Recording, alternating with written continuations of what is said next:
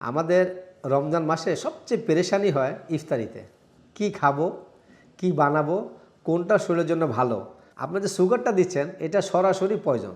এটাকে এখন আমরা সহজভাবে বলি যে মানব দেহে যদি কারো অজান্তে তার ক্যান্সার থাকে, তার ক্যান্সারের প্রথম উপাদানই হচ্ছে গিয়ে আপনার সাদা চিনি। যদি কারো দেহে তার গ্যাস্ট্রিক থাকে, গ্যাস্ট্রিকের আরেকটা প্রধান যেটা আপনার হলো গিয়ে সাদা চিনি আপনার গ্যাস্ট্রিক এসে আস্তে আস্তে জটিল এবং কঠিন পর্যায়ে নিয়ে যাবে। যদি কারো আলসার থাকে, তাহলে আলসার থাকার পরে যদি কারো শরীরে এই সাদা সুগার যায় তাহলে কি ঘটে?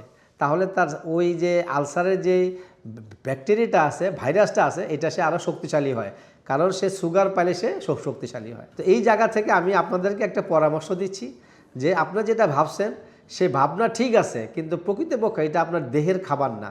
আপনার দরকার ছিল অ্যাকচুয়ালি আপনার সেলের খাবার, আপনি দিচ্ছেন আপনার মনের খাবার, আপনার দেহের খাবার। তাহলে সেলের খাবার কি? সেলের খাবার হলো প্রাকৃতিক একটা খাবার। প্রাকৃতিক খাবারটা কি? যেমন আপনি যদি ডালিম খান, ঠিক আছে, আমি আনছি ডালিমের এক্সট্রাক্ট। আসেন, আমার যেই সুন্ডা ফ্রুটটা আছে এতে আছে 3 ফল অর্থাৎ ডুমুরের এক্সট্রাক্ট, এতে আছে অলিভের এক্সট্রাক্ট, খেজুরের পাউডার। তো এই যে একটা সমন্বয় করছি আমরা, আলহামদুলিল্লাহ, শুধু যারা রোজাদার তাদের একটা পবিত্র খাবার প্রয়োজন।